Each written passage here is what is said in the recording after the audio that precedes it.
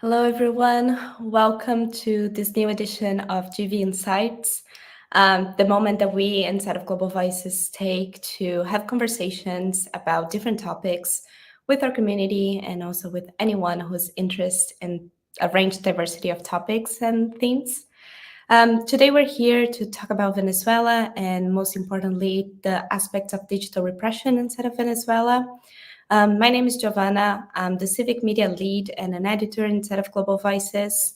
I'm a journalist, information, but I also have been working with research on different ranges of narratives over the past few years.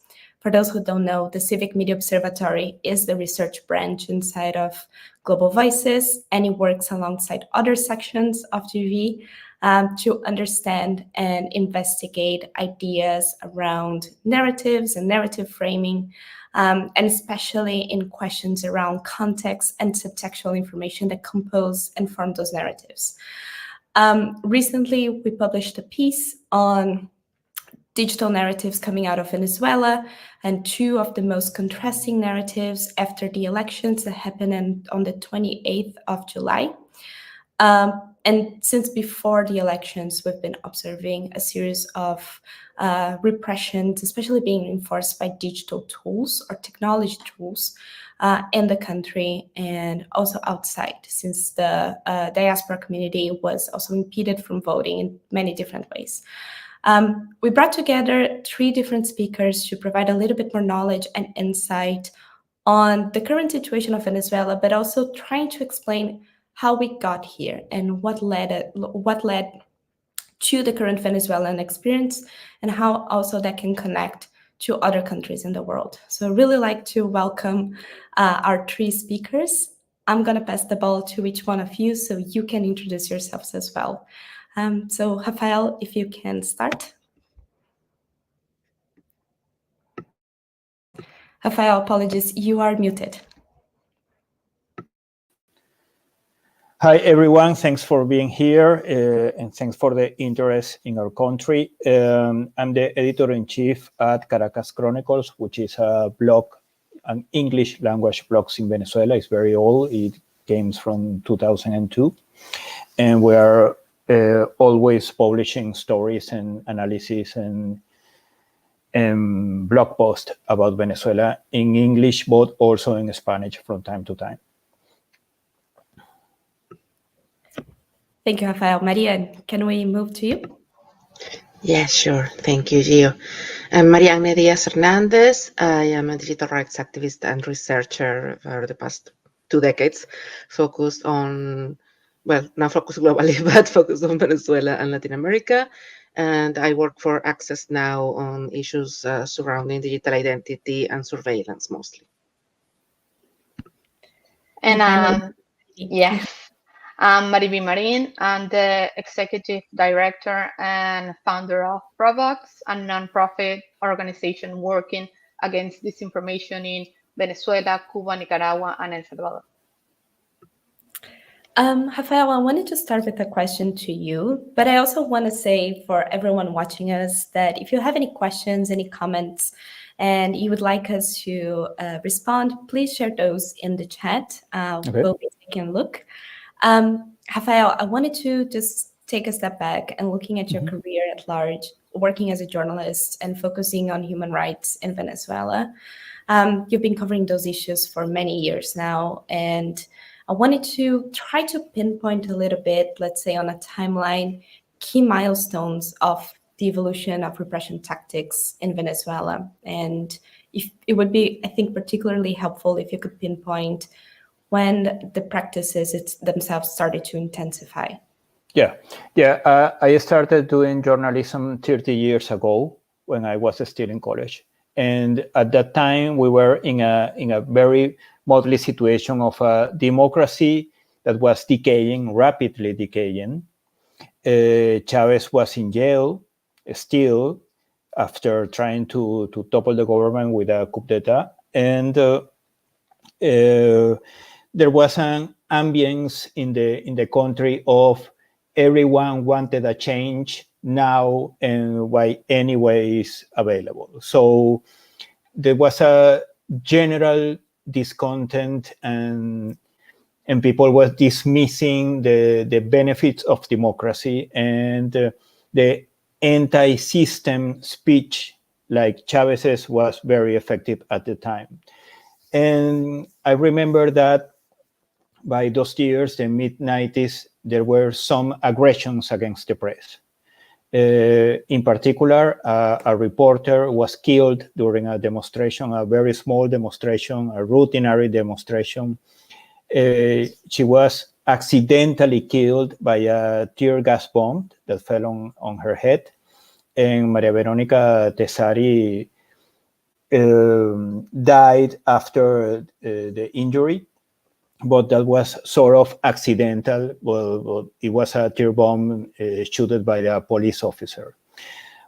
At that time, the government used to pressure the media and the newspapers, as the newspaper where I used to work at the time, El Nacional, with the tax agency, the tax authority, because if they blocked the access to cheap dollars to import paper, they had a way of pressure the newspaper, of punishing the newspaper for something, or by cease to advertise in the newspaper.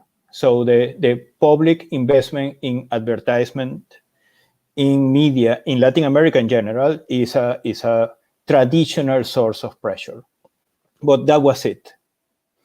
Then in 1999, Chávez came to power after winning the election, and polarization started in the country. And since the presidential campaign, Chávez and all the Chavista leaders installed in the speech as a trope, a general trope, constant hate speech against media. So they started from the very beginning, before reaching power, to build the idea that it's only us who say the truth. If the media says otherwise, it's a lie, because the media is working for the oligarchy that keeps people poor and is responsible for all injustices in the country. So is for us in the Trump and social media era is very, very common, but at that time it was a bit of exotic, at least in Venezuela, where always the relationships between media and power have been tense. But especially after a big political crisis in Venezuela in 2002, polarization exploded, and attacks on media sites, on media headquarters started.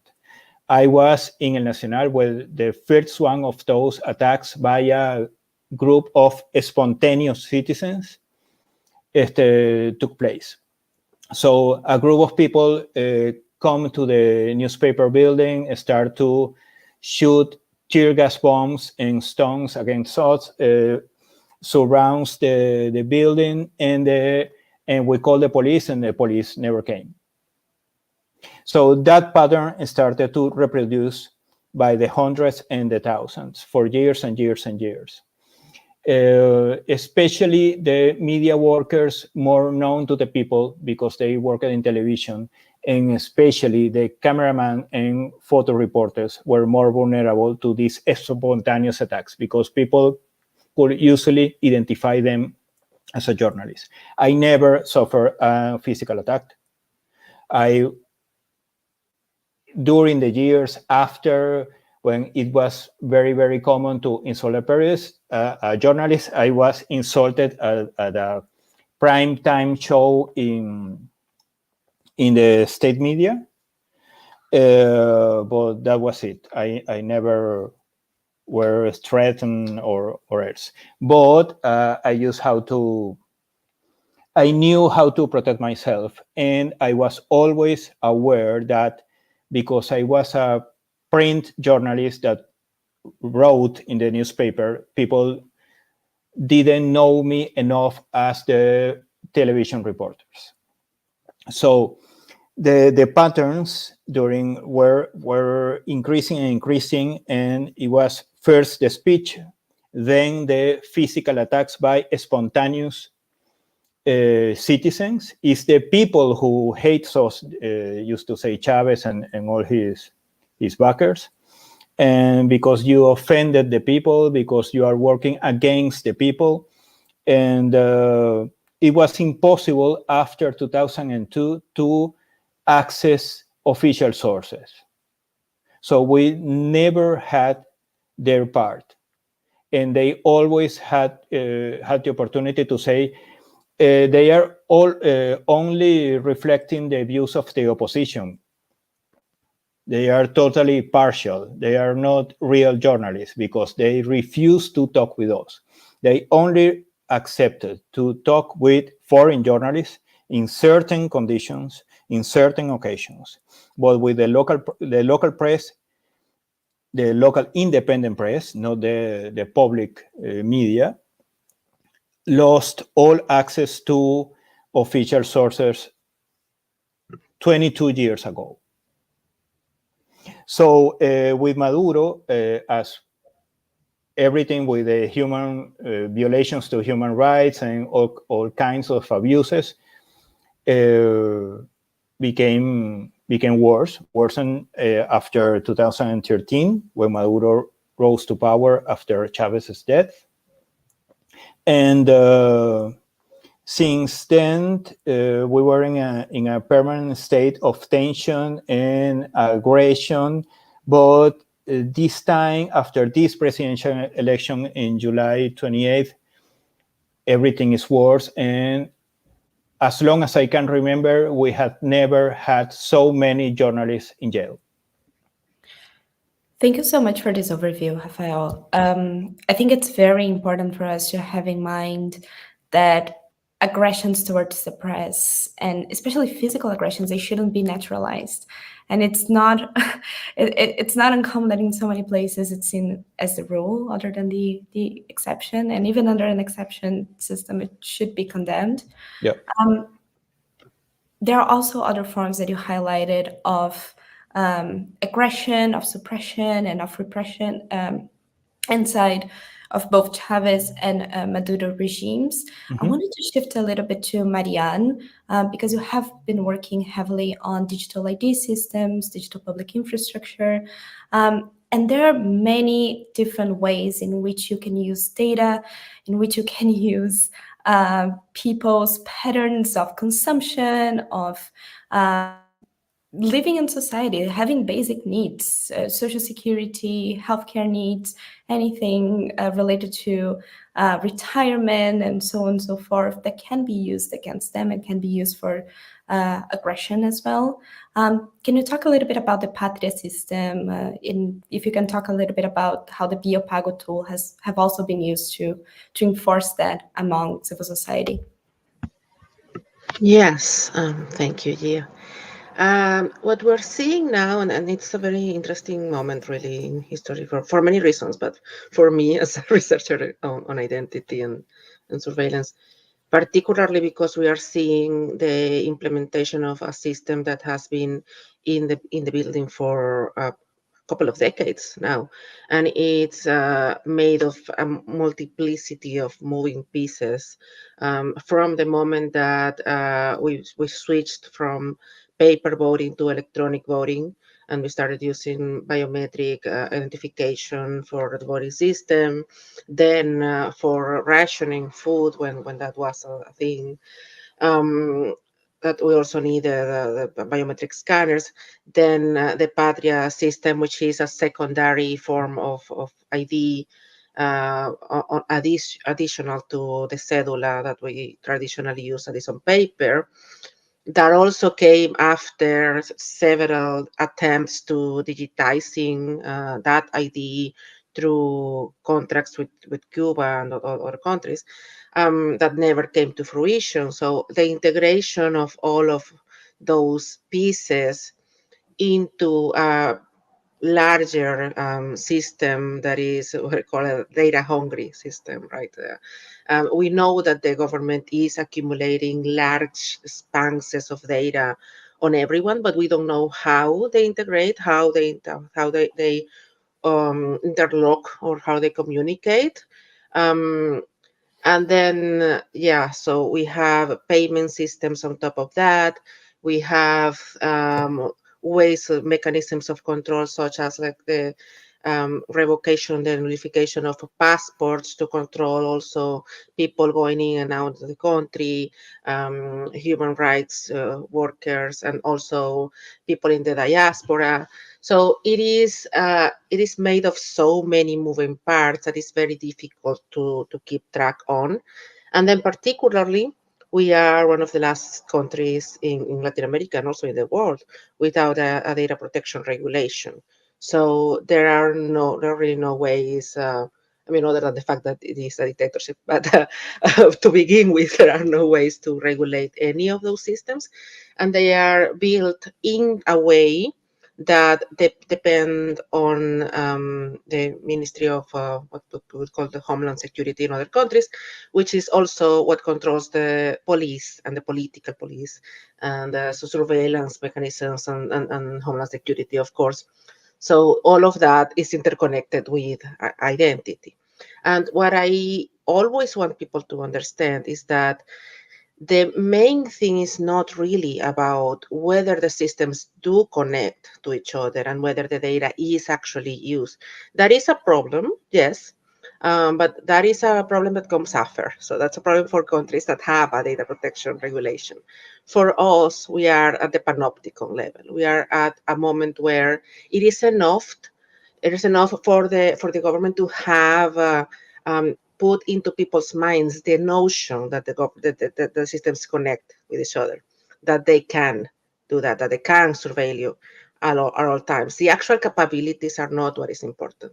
What is important is that people feel surveilled potentially at every moment, and therefore, and this is from the moment when people started connecting their ability to buy food with their ability to vote, which at the moment were not, like I'm talking about 15 years ago, they were not connected at all. That system was not sending information to each other, but it was enough if inside people's minds it was connected.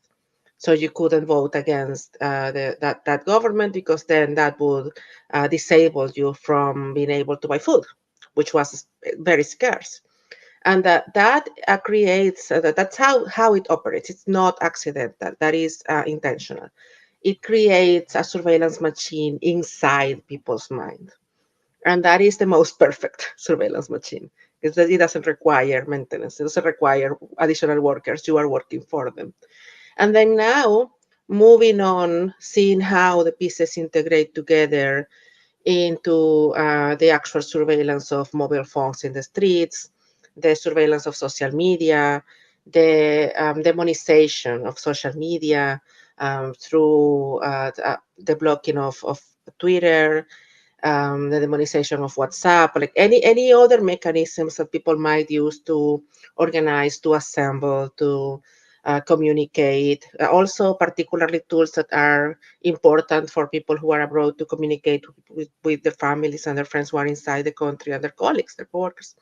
So all of those pieces come together at the end to form what is, in my mind, as someone who is working globally on these issues, a very dangerous example to other nations on how digital public infrastructure that is supposed to be presented in a way that is a vehicle for services and for welfare and for just government administration, to become actually a very vicious tool for surveillance if we don't build safeguards that allow us to have systems that can operate in a way that is safe, no matter in which hands they fall. Because if you build systems with the presumption that they're going to be used in a democratic way, and then they fall into a dictatorship and can be misused, then it's the fault of the system itself.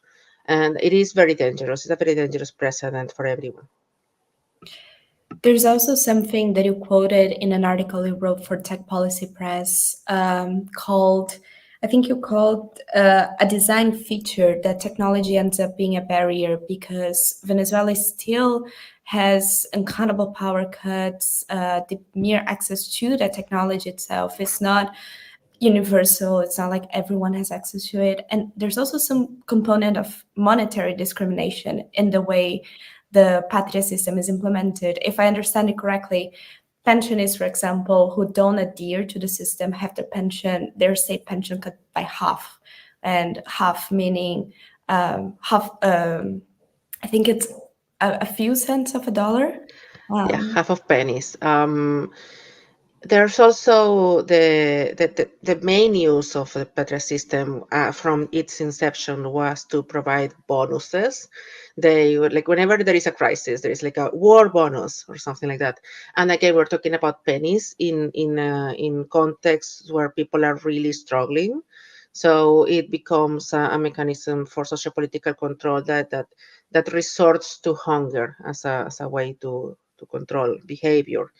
And the Patria system is the card, but it's also a website and a platform, and it integrates into other mechanisms, and it asks for more and more information. When you log in, it asks you more and more questions about your behavior, about your pets, about your family, questions that no government should really need for any purpose other than census. And census data is supposed to be anonymized, so it's not supposed to be linkable or traceable. So yes, and then as you mentioned, there is the problem of underlying infrastructure, which is the cell phones that are required to access these apps, the electricity to access the internet and to access like also basic needs, and which are constant power cuts in some places, in many places in rural areas. I'm from a very small town, and there are very few options in terms of companies that you can use to access the internet. So there is in some places there's still a sort of monopoly by the government-owned company, which is like a terrible service for the internet. So it's extremely slow connectivity. And then you add on to that what amounts to the barrier for alphabetization to use these systems, because then you require people be able to understand how the app works, and that leaves behind older people as well, which are the most vulnerable population, really. So yeah, it's an extremely complex system. I could go for hours and hours. I won't. We will go back to it though, but I do want to shift to Marivi and take up on one of the points that you brought up in terms of no data protection regulation, but also no platform regulation. Marivi working for ProBox, and I highly recommend everyone watching this session to read the most recent reports put out by ProBox and the ones done in partnership with the FR Lab as well on disinformation in Venezuela. They're very enlightening. I wanted to ask you, Marivi, if you could talk a little bit about that work, especially the work on digital terror, and if you could talk a little bit about two key issues. One, and I think it's easier if we spread them apart. One is Operación Tuntún. We have a small video to introduce the topic. I'm gonna pause here and let the video play so we can return to the discussion.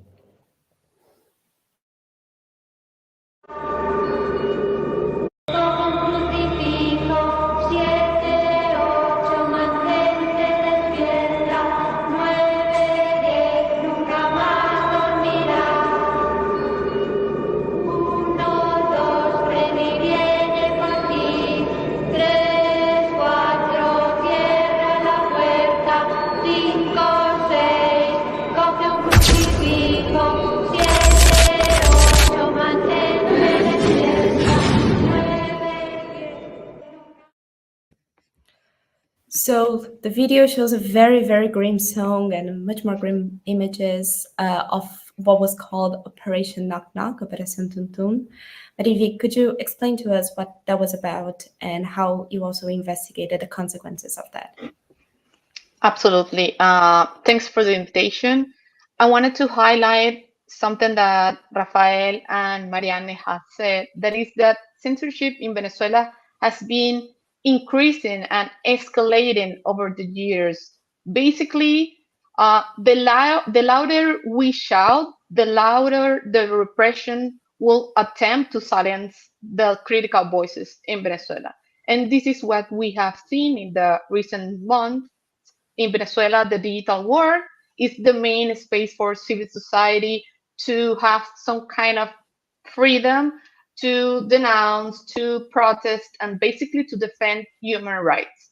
Despite the fact that the regime has taken upon itself to invade the digital conversation with propaganda, disinformation, and coordinated campaigns that we have reported and several allies have also reported through years. We started in 2019, and since that moment we have seen how the regime manipulate basically all the information or the conversation they cannot directly control.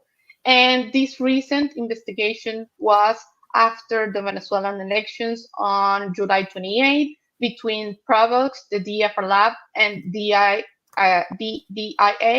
We conducted a three-part series investigations called Digital Terror, that is Maduro's approach to silence criticisms or critics online. And in this operation, we investigate how the state launched a digital campaign in hand with operations in physical operations to repress, to put people in jail just for expressing being against the results announced by the CNN. But the operation we divided in three parts. First, the armed forces and the state institutions promoted the narrative of peace, basically seeking to justify the repression and the disinformation about the spontaneous protests after July 28.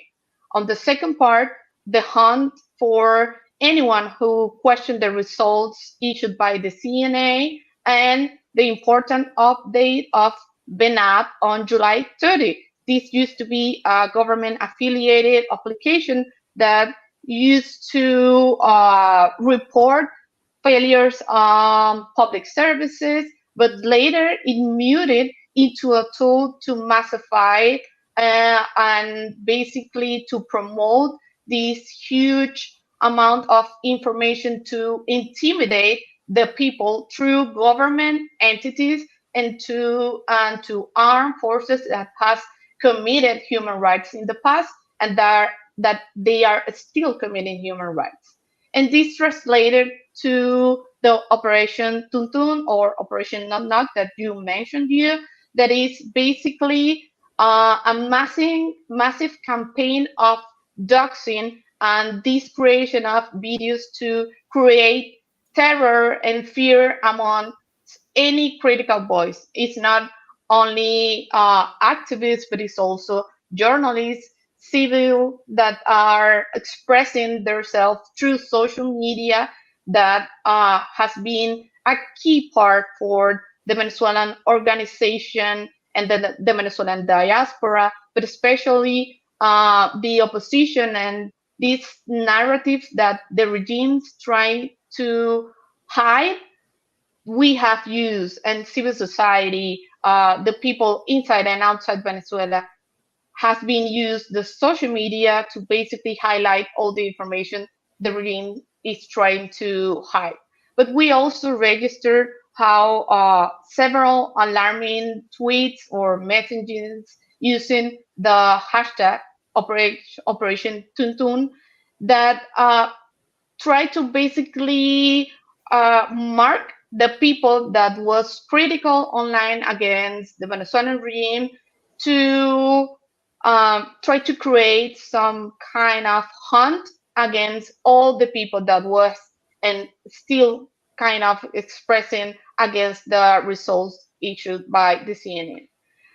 In many cases, people were detained because of neighbor denounces through being banned up because of apparently they were faces reporting the faces, and this caused that Google Play and Apple Store deleted the app, but it was days after this campaign that was a multi-platform. It wasn't just been app, but it was also on TikTok, on X, using hashtags, using these kind of videos to create terror amongst population. And this is very alarming because not only this is the only space for civil society to denounce and to highlight the reality that it's been trying to hide, to be hidden by the regime, but also this aims to people stop using the tools to express and to denounce and to document the human rights violations that are occurring right now in the country. So it's basically using the tools that people has been using before and during the election to as a space for freedom of expression, very limited, but still with creating a more, let's say, balanced space after the elections. But this created us the regime kind of lose the control of the narrative online.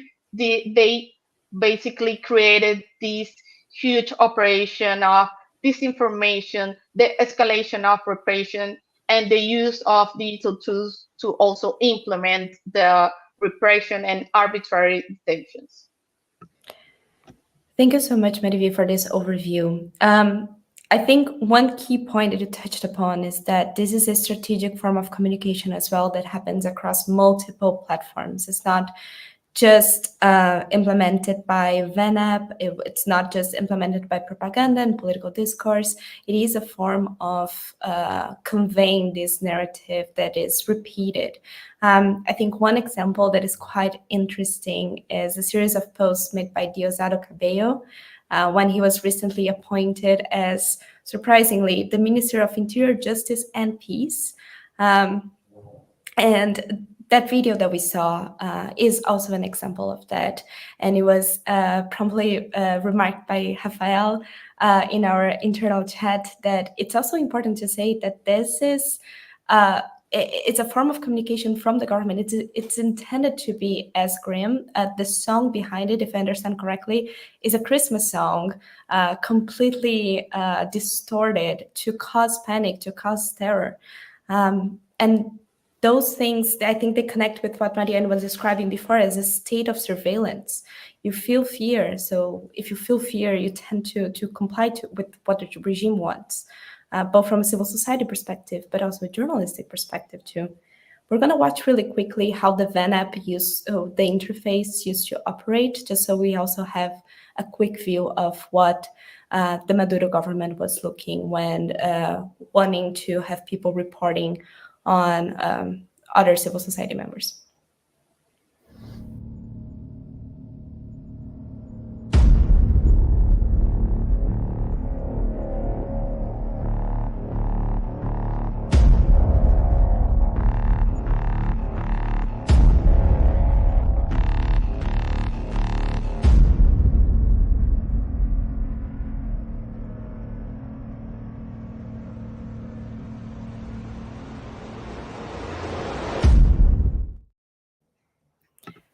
So you saw on the interface as someone navigating as if they were going to report someone, and you see a few of the features on this report. If you want to report disinformation or a bot, for example, and it was all listed under the app. I wanted to go back to a few points that we discussed before, but mostly about the detentions that happened after the elections, and insist a little bit about the social media influence inside of this. Mariví, you did some work on hashtag monitoring the electoral algorithm that also showcased that a lot of those strategies were happening way before the elections as well. I wonder if you could talk a little bit about it. Yeah, censorship of websites has been a constant practice between regimes, authoritarian regimes, but especially the Venezuelan one has increased the censorship of websites related to politics, news, independent media, social organizations, traditional media, etc. This in hand with the aim to control social media platforms, attacking Meta, WhatsApp, ordering people to download Telegram or WeChat as a solution, and blocking X that has been used a lot in Venezuela to protest and to aim of highlighting this truth that is being trying to be hidden by the regime, but also Signal, that is an app that is a little more safe for civil society, for activists and politicians to use, but it's also the use of propaganda. We have documented how since 2019 the regime has using the social media to spread a huge amount of propaganda, and they have dominated the social political conversation, especially on X, since 2020 and until now. However, after a few weeks after the elections, the balance start to kind of change. And after the election day, we saw how the conversation shifted to a more balanced conversation. We could see the trending topics from the regime with the propaganda, but the majority of the trending topics were people protesting, people against the results announced by the CNN.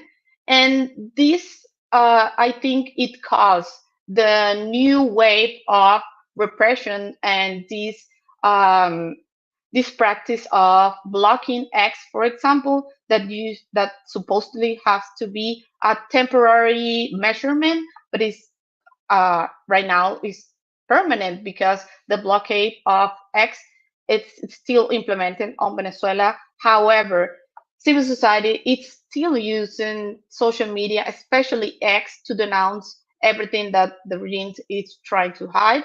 But also, many of the regime affiliated are still using X, although Maduro asks their militaries and the people on their party to not only block this app, stop using the app, but to delete the app. And we have seen that this order has been not followed by civil society, of course, but not even for people on the party linked to the regime. I think this is very important to understand that the digital conversation is a battleground also, and we cannot underestimate the efforts and the information we can find in these platforms, especially because this is one of the only source of information, of independent information we have, the only space for independent media to highlight their work and the real information. And this is why I think the regime has many strategies and invest on resources to shape the information they cannot directly control. And to finish this idea, I also wanted to mention that the Carnet de la Patria, the modern land ID that Mariana was mentioning, is the main tool to pay for these operations online, not only the propaganda operations, but also the disinformation campaigns. So you can see how every piece is connected in Venezuela. It's not just one thing, it's seeing the whole picture to understand how censorship is being used in Venezuela, repression, and these new tactics that are, I think, very advanced for people that is in very bad conditions right now. Rafael, what Marivi just described led me thinking about forms of not only resilience, but alternative ways that journalists might be finding to communicate or to inform the population. Could you give us a brief overview of the status of social media platforms being used for information dissemination, or just the status of the information ecosystem in Venezuela right now? Okay, well, the starting point for answering your question is that the media landscape in Venezuela has been depleted in the last 15 years, because besides the technological and economic change that put in crisis the traditional media model in the entire world, in Venezuela we have an economic collapse and the systematic persecution of Chavismo to destroy the independent media in Venezuela and the public arena as a whole. So what we have as the public arena, as the agora of society, is social media. It's not because social media has displaced media in Venezuela as they did in the rest of the world, but because its fragmentary nature, its emotional nature makes easier for a political project like Chavismo to keep the population polarized and to replace information with misinformation and clarity with opacity. So media still exists. Venezuela has today a constellation of small media which are operated by journalists inside Venezuela and abroad. And to answer your question, in this conjuncture, in this moment, we are working in team. We know each other. We have worked together in traditional media. So several generations of journalists, people like me and many younger people than me, are working together in there's an alliance for investigative journalism that is called the Alianza Rebelde, like in Star Wars. And there's a new alliance called Venezuela Vota, which formed after the election, in which we are sharing several pieces that we wrote or produced in 2 languages. So we publish in English in Caracas Chronicles some pieces that were written in Spanish in other media. And we are signing them under the Venezuela Vota. We are not using personal names. We are not using personal signatures to many pieces to protect the people that is in Venezuela. I am abroad. I am in Canada, so I can use my name to publish my pieces. But as a general precaution, we are working under a collective name. So besides that, we launched this project that is using 2 artificial intelligence avatars, El Pana y La Chama, that in Spanish and English are making a summary of recent events in videos that you can watch in social media.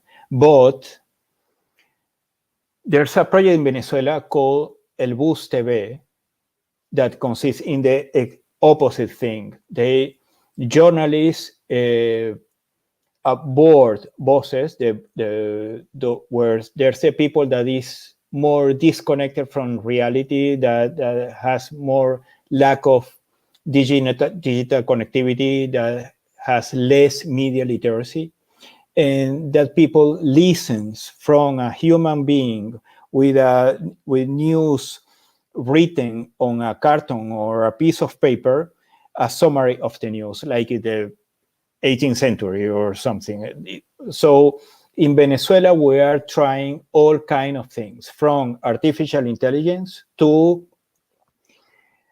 blood and flesh journalism in bosses, 2 meters in front of the audience to spread the news.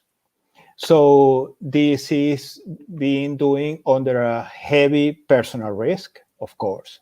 So those of us who are abroad have to compensate and to help our people in the country to complete the work and to overcome the increasing difficulties. Sorry to interrupt you, Rafael, but we do have a small video showcasing those AI avatars using to protect the identity of journalists. If we can show them, and then we'll go back to the discussion. Hi, I'm El Pana. If you didn't know, we're the host of Operación Retweet, and we've been sharing information in Spanish about everything that's happening in Venezuela. Now we will start doing it in English as well. But before we continue, and just in case you haven't noticed, we want to tell you something. We're not real. We were created by AI, but what we share is very real, verified, and high-quality content created by journalists.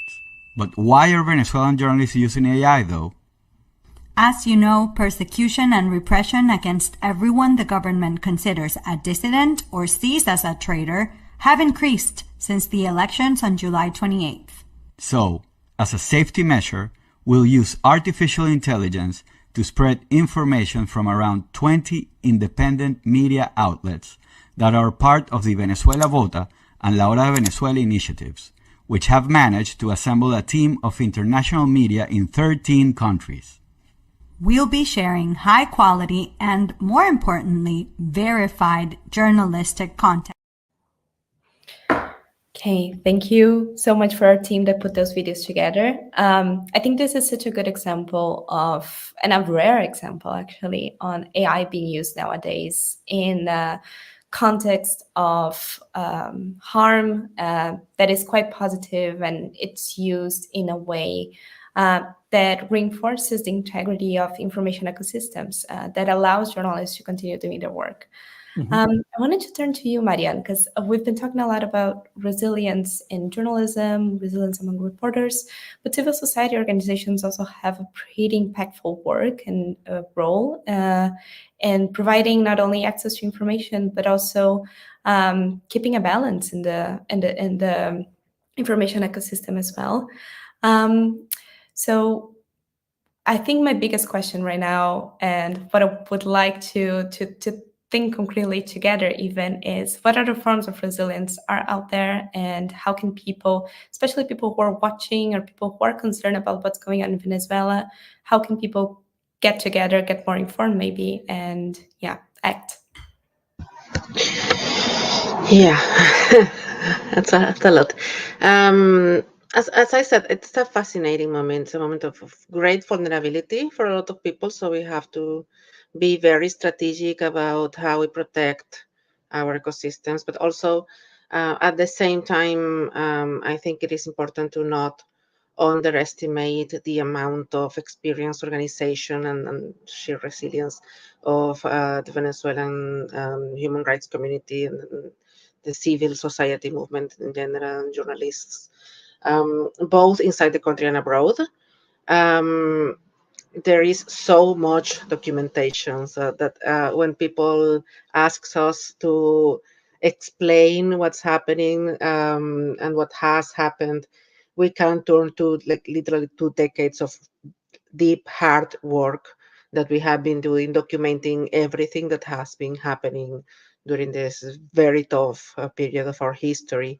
And so there are trusted resources that, as the ones that we have been quoting all along through the streaming, that people can turn to follow the information that we are putting out there, that is vetted, that is researched, that is based on experience, on deep knowledge, and a lot of intellectual work from experts.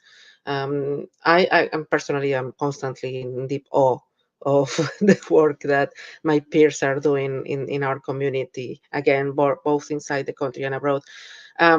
So there is a lot of documentation.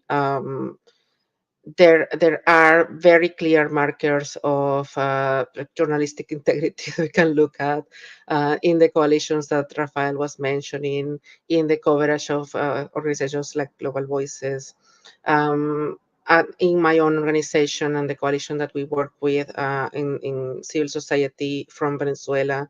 So the easiest way, really, and the most important right now, I would say, to contribute from abroad is to reproduce information that is accurate about what is happening.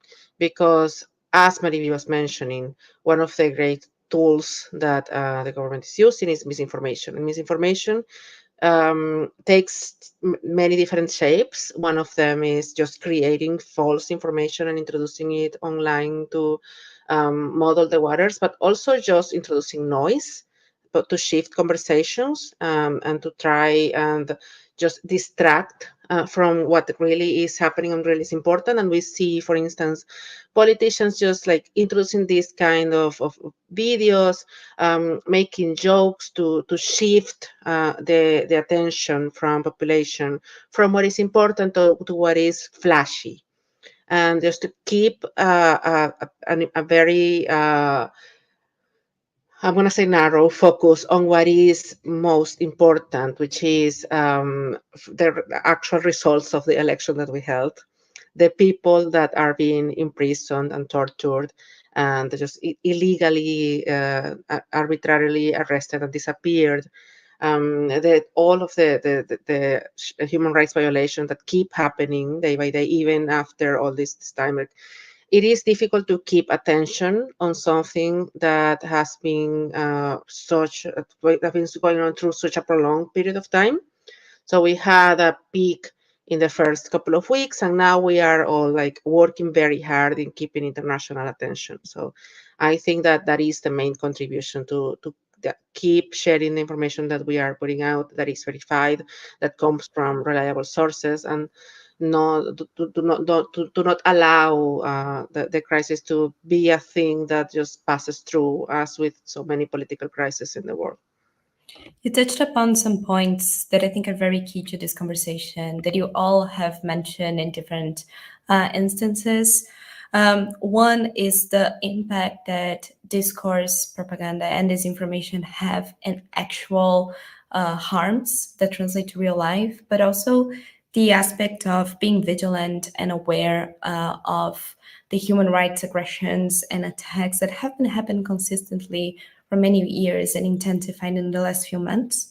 We do have a final video that I wanted to showcase to close this conversation as well on the detentions that happen, and also bring attention to the fact that many people are still detained in Venezuela. At some point, kids as young as 13-year-olds were detained as well. There's no reports on what happened to those people. So we're going to take a look on how those narratives, how those ideas spread by the government impact people on the ground. La diabla y por el cobarde. Adelante. Buenas noches, ciudadano presidente reelecto Nicolás Maduro Moro. Nos encontramos hoy, 1 de agosto del 2024, en el centro penitenciario Región Capital Yare 3, con 75 privados de libertad que han cometido delitos vandálicos, de terrorismo y traición a la patria en estos días pasados. Cuente usted con estos soldados de la Revolución Bolivariana de Venezuela que nos encontramos hoy presentes, que cumpliremos y haremos cumplir las leyes, garantizando los derechos humanos que así lo establece la Constitución de la República Bolivariana de Venezuela. ¡Chávez vive! Listo, pues. Y de ahí, Pato Corón. Máxima seguridad.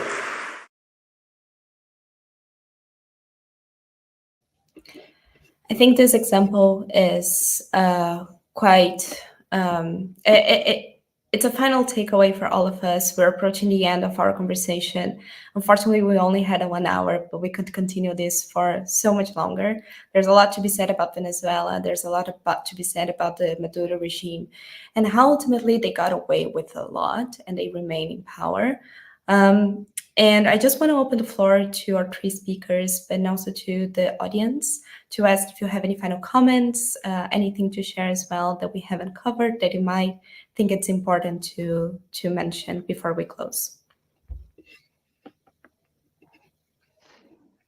I can start with that. I wanted to mention, aligned with the video you just showed and what Marianne said, the regime has tried to portray that the people protesting in Venezuela is from far right, that they are extremists, that they are fascist, but this is absolutely untrue. As we have seen, many of the people detained is people from the popular communities.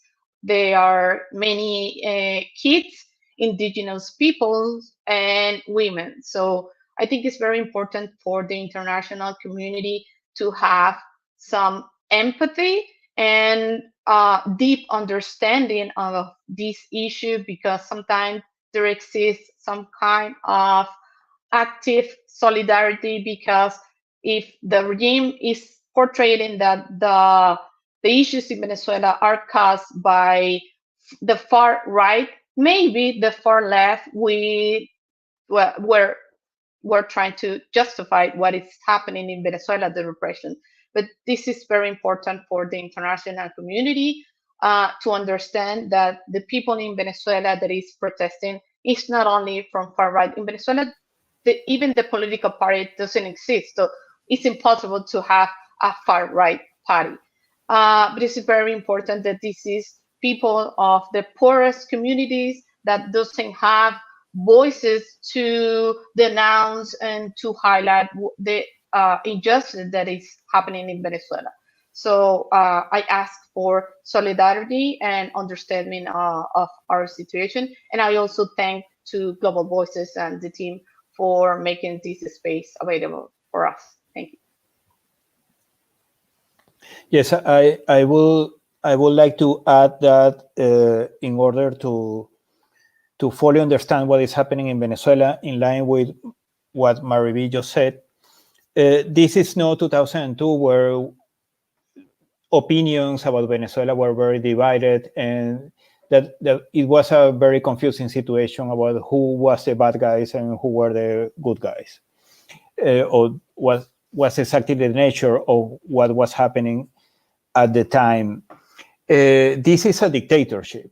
This is a government deeply unpopular, which has caused 1 of 4 Venezuelans to flee the country, which has caused the deepest economic collapse in modern history in the world among countries that don't have a civil war.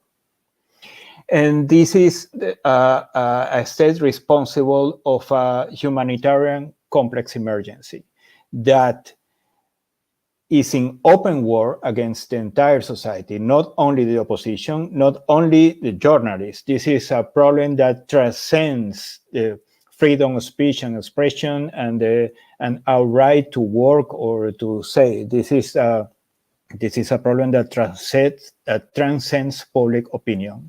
This is a systematic, massive violation of all human rights.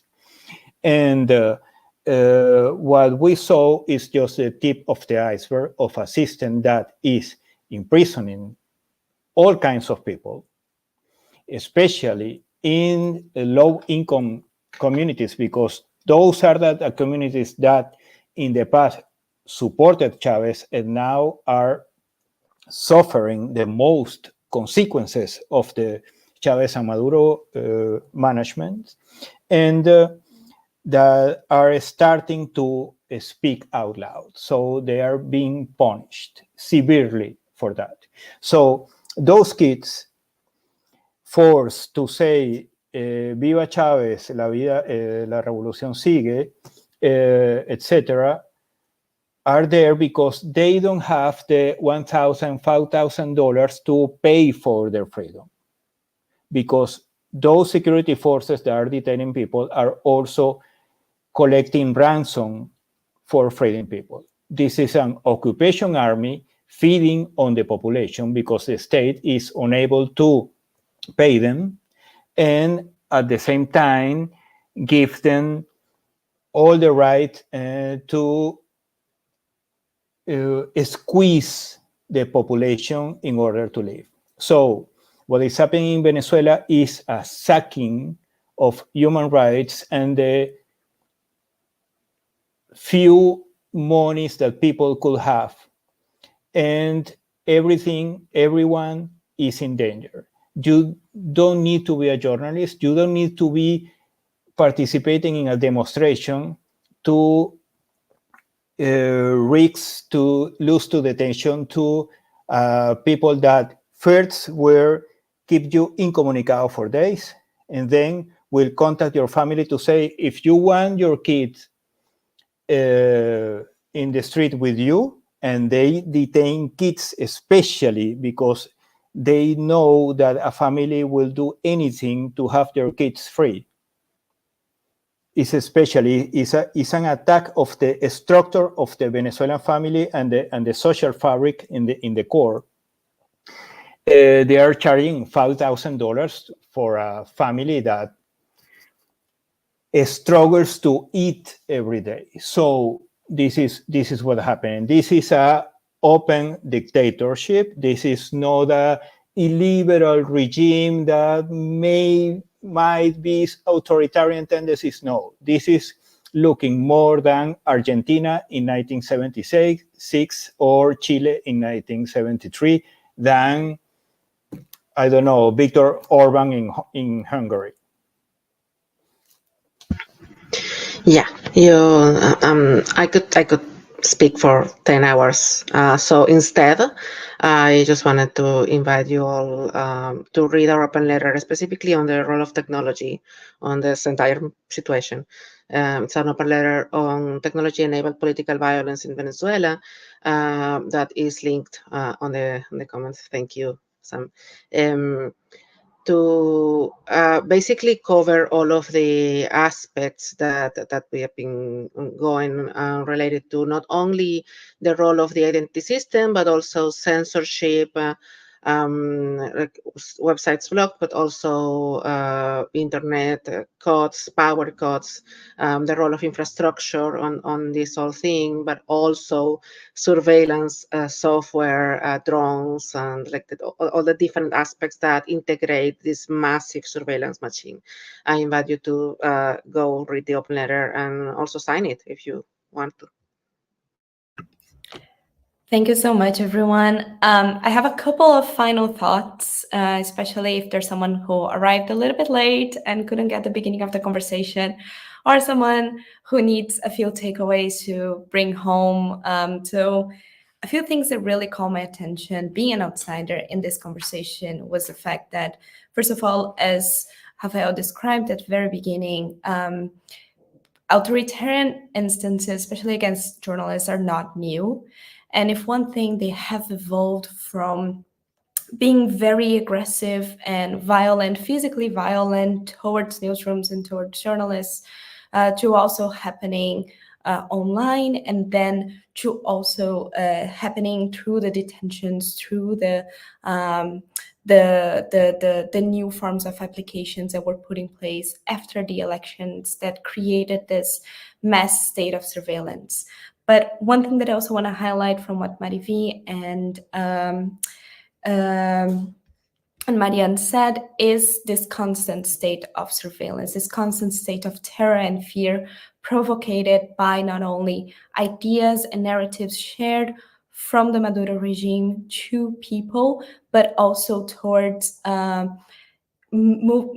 building applications and building systems, and especially digital public infrastructures or digital ID infrastructure that are excluding people from those those applications, those services that are monitoring them and using their data and even exploiting it for profit to put in practice even more authoritarian and devastating issues like what we saw in the detainees video, like the Ven app or like the Operación Tuntun, Operation Knock Knock. I think it's very important for us to keep the image of the people that are in detention and people that are under attack in Venezuela as well, the voices of journalists that have been silenced in mind, but also think about forms of resilience that you brilliantly highlighted. There is work being done in documenting and reporting on what's happening. And especially for people outside of Venezuela, it's important to share and keep a track of reliable sources. And there are creative ways of doing that as well. I think the example of the AI-generated avatars is one of them. There are other ways that people can get together and create new or imagine new alternatives for informing about what's going on in Venezuela. I have to close this conversation, unfortunately, but before I do that, I also want to say that Global Voices has a fantastic community of writers and translators, and we definitely want to invite, I saw one of those comments, we definitely want to invite more people to report, to look at what's happening in Venezuela, write, translate those ideas. Information needs to be accessible in as many languages as possible, and we definitely want to push for that. So if anyone watching is interested in participating, please reach out to us. Keep in touch with the work that we're doing in the Civic Media Observatory as well. And I just want to extend a big thank you to our speakers and also to the team behind the scenes putting all of this together. Thank you so, so much. Thanks to you for the time.